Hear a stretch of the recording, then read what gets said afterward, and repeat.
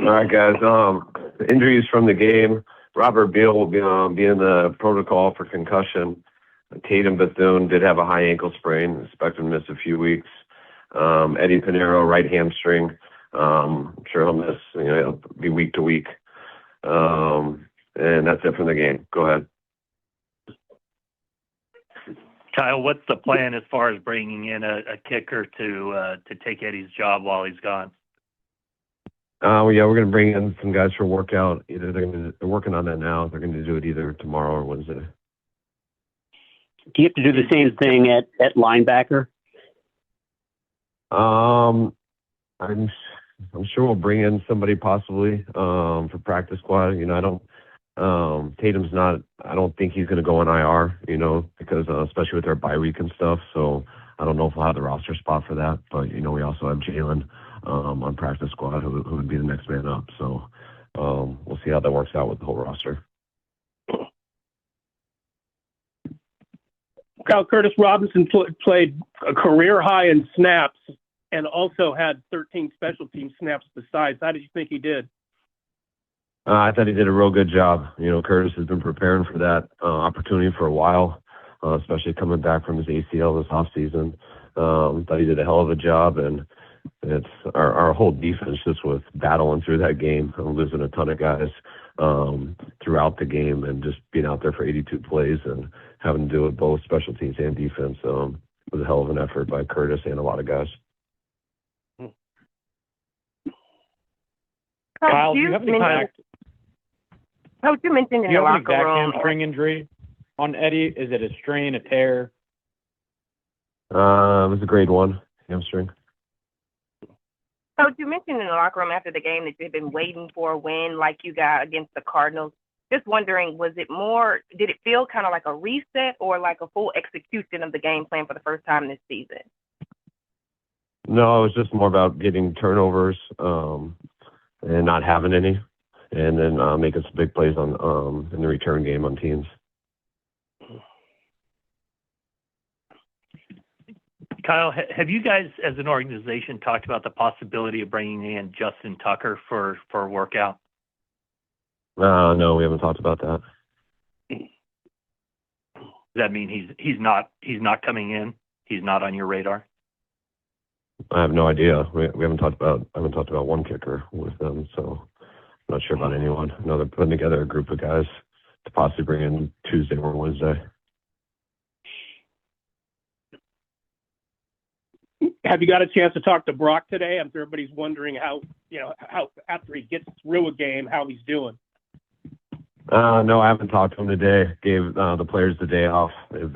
A victory Monday, plus would have happened probably anyways with it being an 8-day week with us playing on a Monday night. But we're all getting away from each other a little bit next 2 days, and we'll get back together after that. But just talking to him last night, I know he felt pretty good and seemed like checked out all right. He had one play where he got tackled from behind when he was running towards the sideline, and it looked a little awkward. Were you do you feel so good about the way he practiced that play did not concern you, or was there at least a moment where you're like, okay, let's see how he does here? No, I really never did have that feeling throughout the game. He gave us a ton of confidence in the last week on how he's looked in practice, just how he's talked and felt, and really never thought about it in the game. Kyle, it may be obvious since Eddie hasn't missed a field goal, but have you ever had this level of confidence in a kicker since you've been a head coach? Yeah, I mean, Robbie went a whole year without missing one, or I think it was just one. I forget what it was. So I had a lot of confidence then too. But no, Eddie's given that same feeling, and he's been awesome so far, man. Pumped that we've been able to get him on the Niners. Do you know why he was so fired up after his last field goal? It looked like some of his teammates had to pull him over to the sideline. No, I don't, but I heard about it. I just saw it on film. I think he's just a very fiery guy, and it's fun. We enjoy it, but I'm not sure what happened.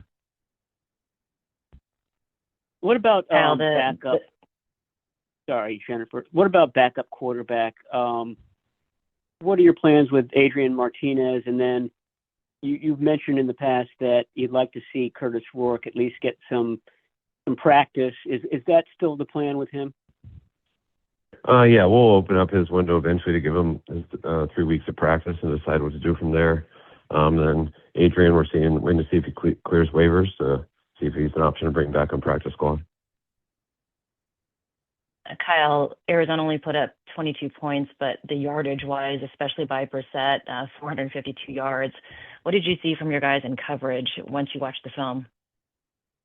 I was real proud of our defense. I think it's 35-10 going in, or at some time in the fourth quarter. I think we played a lot of soft zone, wanted to make them work for it to get down the field.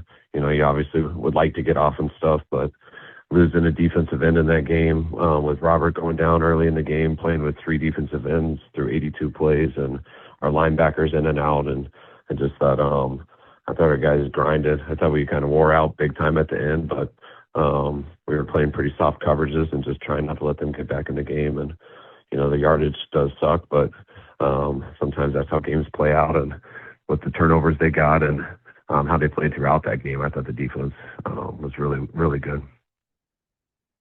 Can you take us through the decision to also have Cleveland Farrell and Kevin Givens inactive for the day? Yeah, we got to decide on which guys to go with, and we went with Beal outside, and then we went with CJ inside. You get four D tackles up, and Kevin's still a big part of this and does some good things, but sometimes CJ's been down, and this week for starting usually with the run game, we decided to get CJ up.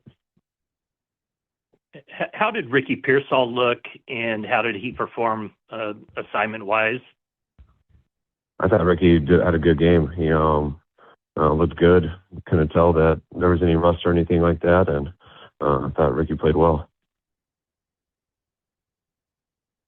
Christian mentioned last night how difficult it is to have missed as many games as Brock did and to come in and perform the way he did. Can you just speak a little bit to the mental and physical fortitude it took for him to come in and kind of not skip a beat?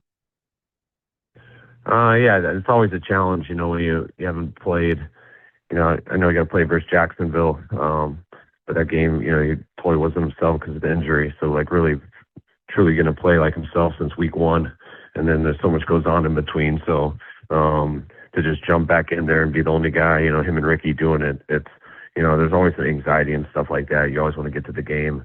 But how cool he was throughout the week, I think it made it very comfortable for all the guys and pretty easy on us what to expect. And then he was the exact same way in the game as he was all week. So I think that speaks a lot about him and kind of how even keel he is. Kyle, what's the status of both? What's the status of both Jacob Cowling and Brandon Ayuk? Is there any possibility you could open the windows for them this week? No, not going to be this week. Both of them are week-to-week deal, and I haven't. I'm sure Jacob will probably be after the bye week, and then Brandon's just week-to-week. With just when he has such a big injury like that, just wait until he's fully comfortable to come up and start practicing. Kyle, there was some question about Christian and others still being in the game. About who? You were Christian and Brock, Trent, still being in the game. It was 35-16 when they scored with 8 minutes to go. Is that just too much time left in a game to even? I mean, did you consider it or think about it? At the start of that drive or near the end of that drive? Yeah, you always think about it, but yeah, that is too early. But that stuff's gotten so. People got to do it to cover their asses just in case something happens. But I've also been in plenty of games where that can happen and seen it done this year. Just all you got to do is watch the Giants-Broncos game. You can always, like I talked about, go back to our 2020 game when it was 41-17 with 2 minutes to go versus the Lions, and they had the ball down 1 score with 20 seconds to go inside the 30. So there's so many situations like that, and especially when a quarterback's moving the ball like he is and things, that all it takes is 1 turnover. But it's something that you want to get on as soon as possible and get them out as soon as possible. And I thought Stout's turnover on the goal line is what allowed us. We still went 3 and out the next series, but it took more time off the clock. And then I believe after that, when we scored, it was the time.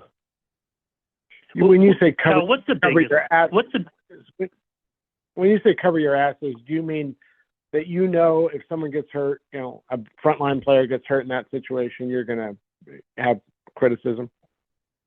Yes, exactly. And I didn't mean to say it that way, but my vocabulary is not that good. But yeah, and I don't mean that in a negative way. I just mean it in the way it is. Like, you don't understand that, but you can't just make decisions to not take that responsibility. You got to think about everything, and it's not always the easiest decision, but just how it's going to look should not be the first thing on your mind. Right. Well, what is the biggest challenge for a rookie playing that nickelback position, and just what have you seen from Upton Stout as the season has gone on here?